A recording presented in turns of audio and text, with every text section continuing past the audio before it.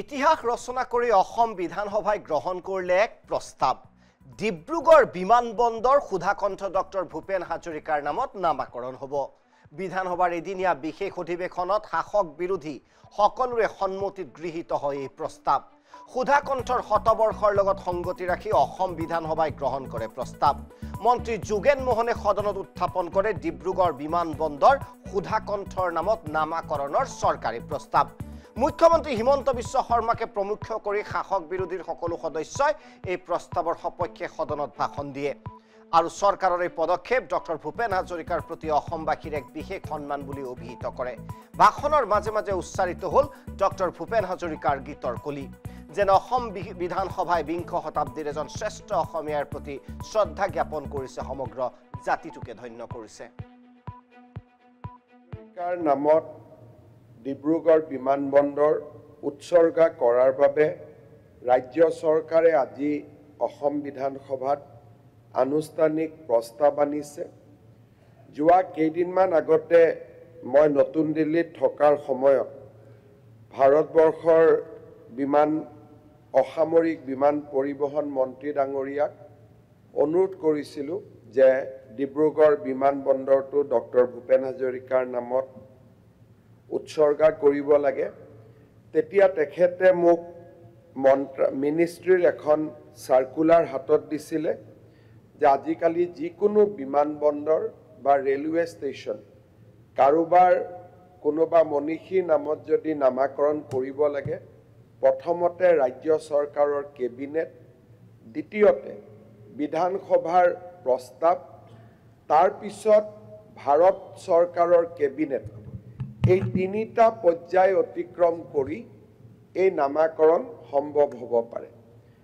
8 ছেপ্টেম্বৰৰ পিছত যিকোনো এটা দিনত যাতে ডক্টৰ ভূপেন হাজৰিকাৰ নামত ডিব্ৰুগড় বিমানবন্দৰ উৎসৰ্গা কৰিব পাৰি, নামাঙ্কিত কৰিব পাৰি, অলংকৃত কৰিব পাৰি, সেই উদ্দেশ্যে আজি আমি অসম বিধানসভাৰ এদিনীয়া অধিৱেশনখনৰ আহ্বান কৰিছিলোঁ।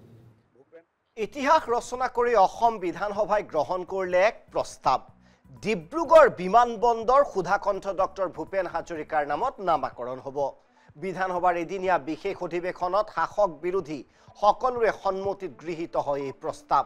সুধাকণ্ঠৰ শতবৰ্ষৰ লগত সংগতি ৰাখি অসম বিধানসভাই গ্ৰহণ কৰে প্ৰস্তাৱ। মন্ত্ৰী যোগেন মোহনে সদনত উত্থাপন কৰে ডিব্ৰুগড় বিমানবন্দৰ সুধাকণ্ঠৰ নামত নামাকৰণৰ চৰকাৰী প্ৰস্তাৱ। মুখ্যমন্ত্ৰী হিমন্ত বিশ্ব শৰ্মাকে প্ৰমুখ কৰি শাসক বিৰোধীৰ সকলো সদস্যই এই প্ৰস্তাৱৰ সপক্ষে সদনত ভাষণ দিয়ে আৰু চৰকাৰৰ এই পদক্ষেপ ডক্টৰ ভূপেন হাজৰিকাৰ প্ৰতি অসমবাসীৰ এক বিশেষ সন্মান বুলি অভিহিত কৰে। ভাষণৰ মাজে মাজে উচ্চাৰিত হ'ল ডক্টৰ ভূপেন হাজৰিকাৰ গীতৰ কলি, যেন অসম বিধানসভাই বিংশ শতাব্দীৰ এজন শ্ৰেষ্ঠ অসমীয়াৰ প্ৰতি শ্ৰদ্ধা জ্ঞাপন কৰিছে, সমগ্ৰ জাতিটোকে ধন্য কৰিছে। নামত ডিব্ৰুগড় বিমানবন্দৰ উৎসৰ্গা কৰাৰ বাবে ৰাজ্য চৰকাৰে আজি অসম বিধানসভাত আনুষ্ঠানিক প্ৰস্তাৱ আনিছে। যোৱা কেইদিনমান আগতে মই নতুন দিল্লীত থকাৰ সময়ত ভাৰতবৰ্ষৰ অসামৰিক বিমান পৰিবহণ মন্ত্ৰী ডাঙৰীয়াক অনুৰোধ কৰিছিলোঁ যে ডিব্ৰুগড় বিমানবন্দৰটো ডক্টৰ ভূপেন হাজৰিকাৰ নামত উৎসৰ্গা কৰিব লাগে।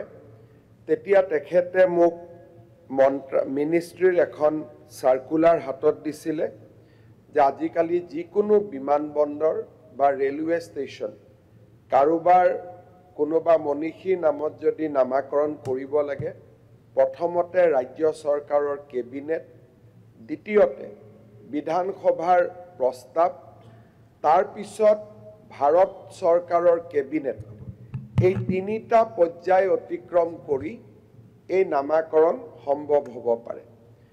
8 ছেপ্টেম্বৰৰ পিছত যিকোনো এটা দিনত যাতে ডক্টৰ ভূপেন হাজৰিকাৰ নামত ডিব্ৰুগড় বিমানবন্দৰ উৎসৰ্গা কৰিব পাৰি, নামাঙ্কিত কৰিব পাৰি, অলংকৃত কৰিব পাৰি, সেই উদ্দেশ্যে আজি আমি অসম বিধানসভাৰ এদিনীয়া অধিৱেশনখনৰ আহ্বান কৰিছিলোঁ।